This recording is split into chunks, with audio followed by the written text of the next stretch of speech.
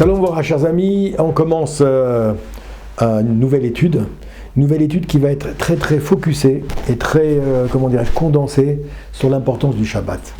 Shabbat, il faut savoir que c'est la pierre angulaire du judaïsme. Shabbat, c'est la boussole du judaïsme. Shabbat, c'est le moment le plus important à la fois de la semaine, à la fois de notre vie également. On vit pour le Shabbat. On démarre la semaine, le dimanche, en priant pour pouvoir, Bezrat Hashem, en remerciant, pour le Shabbat qu'on vient de passer. Le dimanche, le lundi, le mardi. À partir du mercredi, on commence maintenant à prier à Kadosh Baruch Hu pour passer un bon Shabbat sur le Shabbat à venir. C'est-à-dire que le Shabbat, c'est le baromètre, c'est la boussole qui encadre ma semaine et qui encadre finalement ma vie. C'est pour ça que je me suis dit qu'il était peut-être bon de vous faire partager l'importance de Shabbat, la saveur de Shabbat, la métikoute, la douceur de Shabbat. Soit pour ceux qui font déjà Shabbat, de renforcer le Shabbat de la manière de le faire chaque semaine, et on a tous, je vous rassure, des progrès à faire dans ce sujet-là. Soit pour ceux qui ne font pas Shabbat encore, c'est peut-être l'occasion de goûter au ta'am de Shabbat. Il est marqué ta'amu ur'u kitov Hashem. Il est marqué dans la Torah ta'amu ur'u, goûtez et voyez comme elle est bonne, la Torah.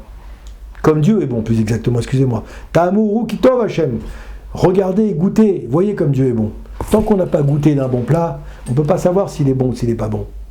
On peut le regarder toute une vie, on peut tourner autour toute une vie, tant qu'on ne l'a pas goûté, on peut se faire un avis. Ah, il paraît comme ci, ah, il paraît comme ça, ah, on dirait que, il semble que, ah, ça sent comme ci, ah, ça sent comme ça, mais tant que tu ne l'as pas goûté le plat, tu ne sais pas véritablement ce que ça vaut. C'est pareil, nous disent aux sages. Ta'amu ur'u kitov Hashem. Goûte et vois comme Hashem est bon. Et comment on peut percevoir la bonté d'Akadosh Baruch Hu, la grandeur d'Akadosh Baruch Hu, l'amour qu'Akadosh Baruch Hu a pour nous, c'est à travers le Shabbat, mes chers amis. Alors on va donc essayer ensemble d'étudier à travers un livre qui s'appelle ici, ce livre il s'appelle ici Ismechu Bemalchutecha. Ismechu Bemalchutecha, c'est issu d'un chant, c'est issu de psukim de Torah, d'accord? Se réjouir de ta royauté. On parle d'Akadosh Baruch Hu. C'est quoi Bemalchutecha? On parle de Shabbat, le roi du monde, la reine du monde, c'est Shabbat. On appelle Shabbat à Malka, la reine du monde. C'est pour ça qu'on fait le Melavé Malka. On raccompagne après Shabbat la reine qui était Shabbat, on la raccompagne. Avant Shabbat, on fait également Shalom Aleichem, Malaché Asharet, Malaché Elyon, avec des malachim qui viennent pour accueillir le Shabbat. Et on le dit également dans tous les textes de la prière du Shabbat. On le dit dans l'Echadodi, le Krat Kala, Shamor Vezachor, Bedivudechad, on le dit dans tous les psukim de l'Echadodi. N'est-ce pas? Alors je voudrais un petit peu m'appesantir avec vous sur cet ouvrage extraordinaire qui parle que de ce Shila. Le premier chapitre s'appelle Simchat HaShabbat, la joie de Shabbat. La joie de Shabbat, il nous dit ici, le Rav, les Akot, les Ikanes, la Chatuna Gdola Shel HaShabbat. Quand on rentre dans Shabbat, c'est comme quelqu'un qui va rentrer dans un mariage. Vous savez, il y a des mariages qui sont extraordinaires. Une belle salle, une belle choupa, un bon khata, une belle kala. On a envie de s'en approcher, mais on ne peut pas parce qu'on n'a pas l'accès. On n'a pas la carte pour rentrer dans ce Shabbat. Et bien dans ce mariage, ce khatouna. Et bien Shabbat, c'est ça. Shabbat, c'est un passeport que nous donne Hachem pour nous permettre de rentrer dans cette choupa. Cette choupa qui se passe une fois par semaine, qui est l'union entre Akadosh Baruch Hu et le clan Israël qui s'appelle Shabbat.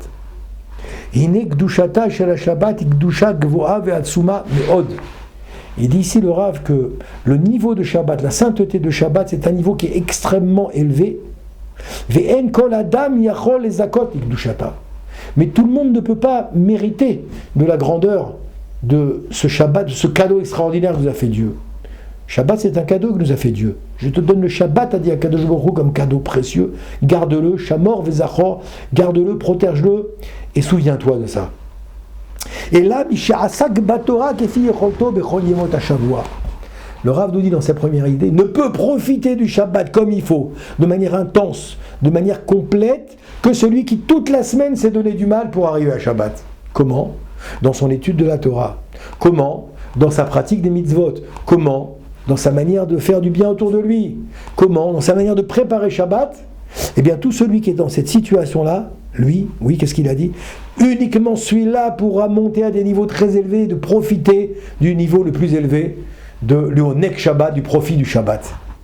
Ve'acher זיקר את עצמו בכל זהומות החומר העקום מתאבות המגושמות ואשר תיקן את כל מעשיו ודיבוריו ומחשבותיו ושלימות בכל ימות השבת, השבוע, et tout celui qui fait des efforts pendant la semaine pour pas s'impurifier, faire attention à ses yeux, à sa bouche, à ses oreilles, à ses mains, à ses pieds, faire attention à tout ça, tout celui qui a réparé pendant toute la semaine tous nos égarements et tous nos mauvais caractères et toute notre lourdeur et toute notre asra, ouais, alors quoi, qui a lié des cas où il y a rol, liot, Mishkan Neshama. Alors il peut devenir un Mishkan. C'est quoi un Mishkan? Un petit temple pour recevoir la Neshama Yetera. Vous savez que Shabbat, on reçoit une âme supplémentaire. Mais cette âme supplémentaire, elle ne peut venir que si le Keli, c'est-à-dire l'ustensile qui va la recevoir, il a été nettoyé avant. Il a été poli avant. Il a été lustré avant. Oui.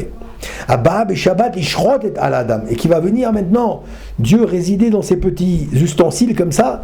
Velachen rak al yedekar zochem shetikenota beshlemut. C'est seulement celui qui a fait ce travail pendant toute la semaine qui va pouvoir kiffer Shabbat. Un travail de quoi? Un travail de réparation, un travail de rectification, un travail de bonification. Alors tout celui qui fait ça, il pourra profiter de son Shabbat comme il faut. Le kabel est Aharat Gdusha Shabbat Beshlemut. Alors là, oui, tu pourras recevoir Aharat Gdusha. Aharat, ça veut dire quoi? Ça veut dire les lumières saintes, les lumières saintes du Shabbat Kodesh complètement Beshlemut.